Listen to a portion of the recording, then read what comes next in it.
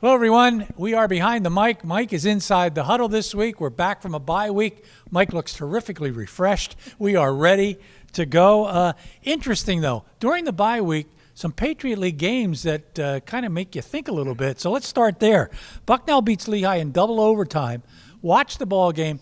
Lehigh kind of dominated the game, but gave up a kickoff touchdown return, gave off an interception, 70-yard return.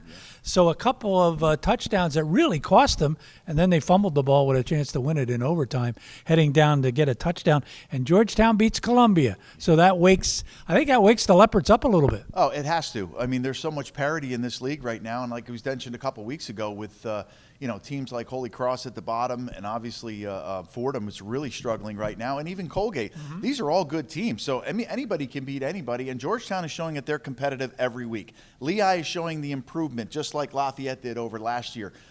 So they're doing a really nice job over there, and they're doing it offensively with a young quarterback. And then you look at Bucknell, who's got a fantastic quarterback. Rucker can really play. He could throw it around just like Dean can. So this is the parity in this league.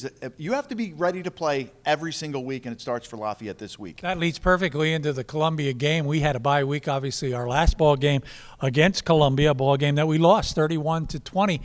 And in that ball game, we certainly had a bunch of injuries, but we looked very flat in that ball game.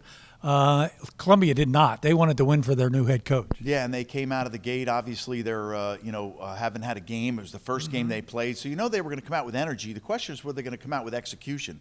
And they did it. And what did they throw the ball? Even Lafayette knocked their quarterback out of the game. The second quarterback came in and really threw the ball well. So there's some question marks for Lafayette. They have to look themselves in the mirror right now, and they can't rest on the fact that they were 9-3 last year, and 5-1 in the Patriot League. They have to look at themselves and say, we have to show up every week, especially against a Columbia team, a Georgetown team, and this team this week, Fordham. Even though they're 0-5, you can't look at that. They have talented players. And for Lafayette, it's got to be a wake-up call and extremely disappointing. But the bye week, like you said, might have come at a good time. Put it in the rearview mirror, look at it, learn from it, come out the back end here with a win. Yeah, it's interesting. When I looked at the schedule to start the season, I thought the bye week, came a little bit early for the season when you need a break, maybe a little bit later on.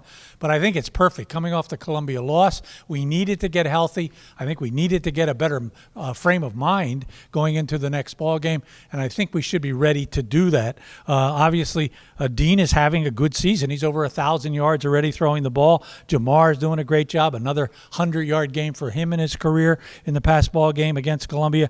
We found good receivers. We need to get the one guy back.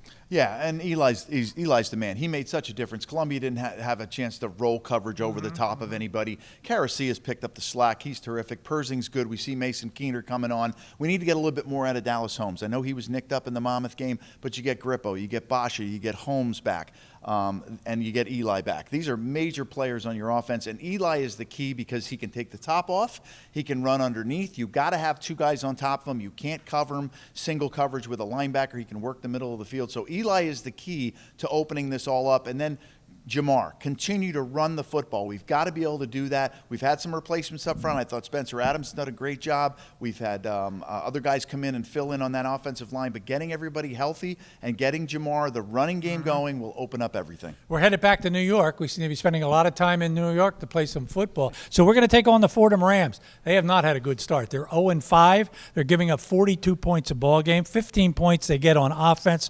Joe Conlon, their head coach, he's been around a while, 7 years. 42nd meeting between these two teams. Lafayette has a nice edge, 26-14-1. The last time we played last year, we won that ball game. Jamar Curtis runs for over 200 yards. This game, I think, centers completely around who's going to be a quarterback for Fordham. C.J. Montez is as good as they come, maybe the best quarterback in the league. He's been hurt. He's missed the last two ball games. He got hurt against Stony Brook.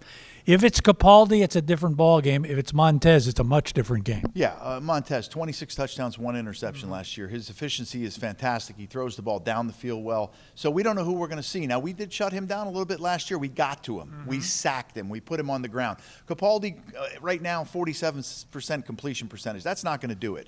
But he's got good receivers. I mean, Cody's a terrific receiver. Felton's an excellent receiver.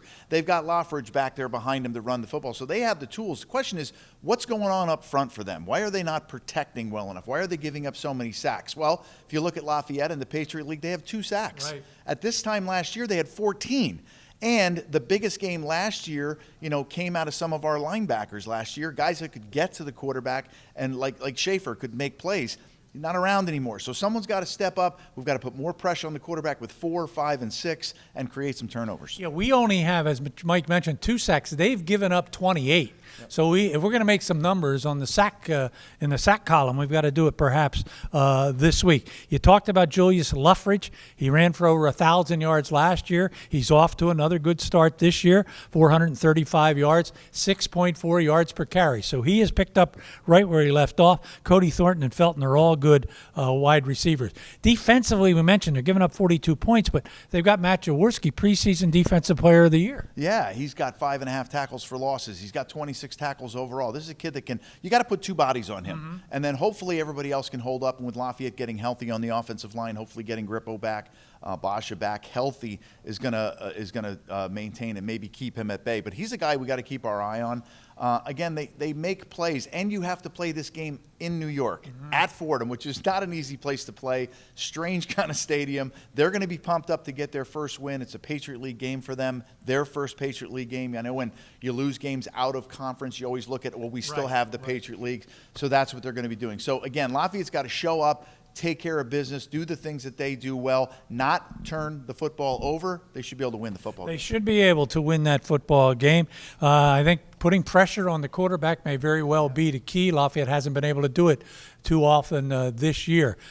Big game, Patriot League action now, so now you've got to win the rest. Obviously, a couple of independents stuck there in the schedule, but this is a big one. Mike, give me one key to this ball game. Time of possession, which Lafayette is number 1 in the Patriot League right now. They're number 1 on staying on the field on third down. I know that's 2, but for Lafayette, offensively, they got to show up, and then the defense will feed off that. What are we doing inside? What are we doing inside the huddle? Inside the huddle, we're going to talk about red zone offense. Number 1 in the Patriot League in red zone offense. Number 1 in the Patriot League in red zone defense. Score, touchdowns, no field goals. Got to put 7s on the board. I think we've summed it up for you. Let's see what happens on Saturday afternoon. It's on ESPN+. My thanks to Will Newsido again for helping with some of the background. My thanks to you for spending time with us. We'll be back next week when we are at home as the Leopards will take on Georgetown at a 12:30 game. Thanks for watching.